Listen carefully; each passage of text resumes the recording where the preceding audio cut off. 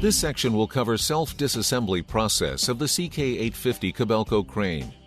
For an easier disassembly process, place the machine on a firm, level supporting surface.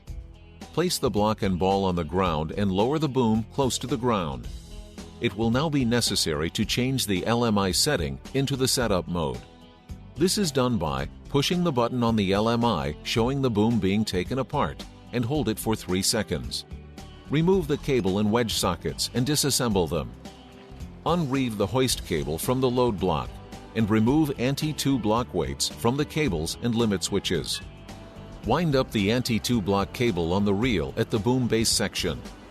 Then slowly wind hoist cable while keeping the wire rope tight on the drum.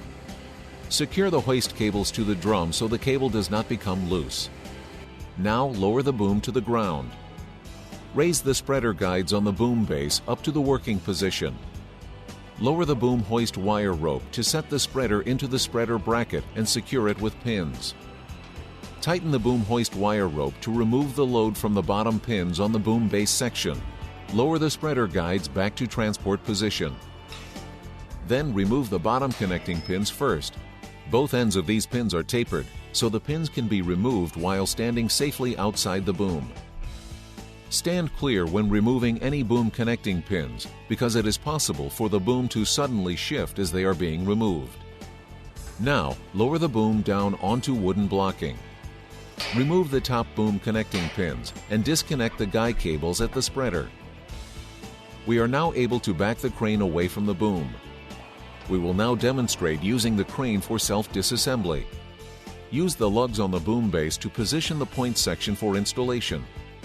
Travel machine to the point and align the base to the tip section. Install top connecting pins to the boom and guy cable pins to the spreader. Run the cable from the front drum out through the tip section. Connect the anti-2 block cable to the main block limit switch. Now raise the boom hoist and install the lower double taper boom connecting pins. Lower the boom hoist to remove tension from the lower spreader connecting pins. Then remove the pins. Raise the spreader off the boom base bracket. Install the pins back into the lower spreader pin locations and secure them with the spring clips. Lower the spreader guides to the down position. Pull the anti-2 block limit switches at the boom tip by hand and confirm that the anti-2 block error code on the LMI is eliminated. Raise the boom as needed to reeve the main load block. For this demonstration, we will reeve 6 parts of line on the main block. Now install the anti-2 block weight on the hoist cable. Install the hoist cable into the wedge socket and pin it to the pin location on the boom tip. Follow the instructions on the decal mounted at the boom tip. We are now able to raise the boom up to the working position. Configure the LMI to match this crane posture by pushing the menu button on the LMI. Now select Setting Screen and push Set button. Then select the setting crane posture and push Set button. Now we need to choose the length of boom. Scroll to 40-foot boom, then push Set. The LMI will walk through the necessary steps. On any unused items such as jib, auxiliary hook, etc., select Unused for each of these, then push Set. On the LMI, choose a main hook screen, select Use, and then push Set. This next screen is Choose the parts of line. Use the right arrow to set 6 parts of line and push Set. Confirm the proper setting for this crane configuration at the bottom of the screen. We are now ready to remove the counterweights. Attach a suitable lifting device from the lugs on the boom base to the car body weights. Lift the counterweights from the car body and use the boom hoist to lower it to the ground. Disconnect the wire connectors to the swing lights. Remove the 2 counterweight bolts. Then raise the boom up to about 65 degrees. Remove the red backstop lock and place them around the inner backstop tubes. Raise the boom to align the pinholes on the inner and outer backstop tubes. Install the locking pins and put the caution flag in place as a reminder to the operator that the backstops are locked.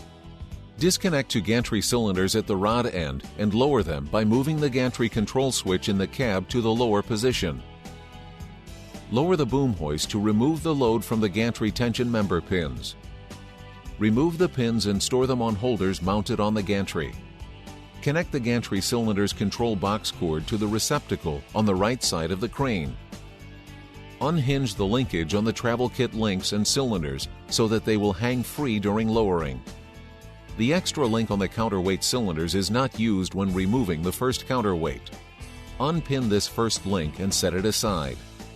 Lower the boom hoist as needed to make the connection to the number 2 main counterweight. Raise the counterweights with the cylinders, using the control box to clear mount on number 1 weight. Now lower the boom hoist to place weight on ground. We're now able to remove other mounting bolts on the number 1 weight. Raise boom hoist to make connection on number 1 weight. Now install the extra link on cylinders and connect to the counterweight. Lift the counterweight from bracket on main frame with cylinders. Use boom control to lower the weight to ground. Now raise the gantry and install the tension member locking pins. Raise the gantry cylinder rods and connect them to the gantry. Secure the transport links and cylinders to the gantry. Slowly raise boom hoist to remove tension from backstop locking pins, and then remove pins and caution flag. Lower boom to about 65 degrees and remove backstop locks and place them back on holders. The machine can now be used to separate the boom section and move counterweights as needed for storage or to place on transport trucks.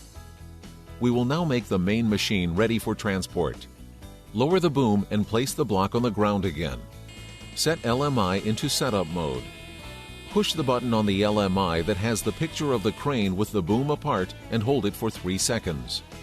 Disconnect the wedge socket and roll cable onto the drum. Secure cable at base section or on drum. Disconnect the anti-2 block cable and roll up onto the reel at the bottom base.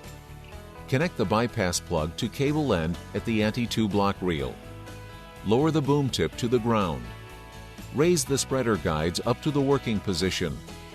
Lower the spreader down to the boom base bracket. Secure the spreader to bracket with mounting pins. Raise boom hoist to remove load from lower pins.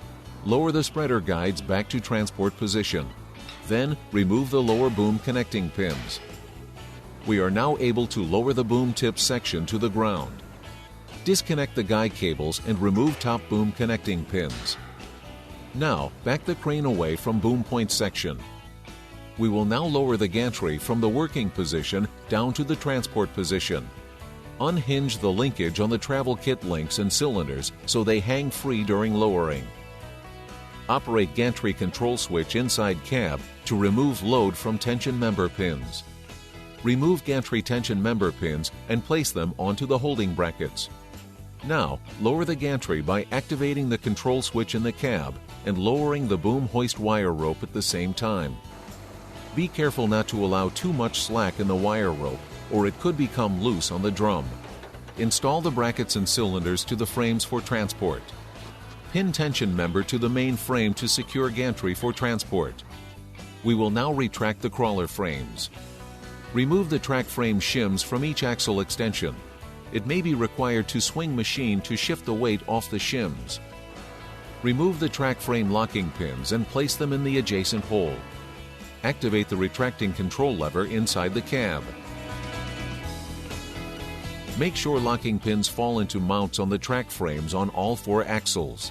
Place the shims back onto the extensions or into the toolbox.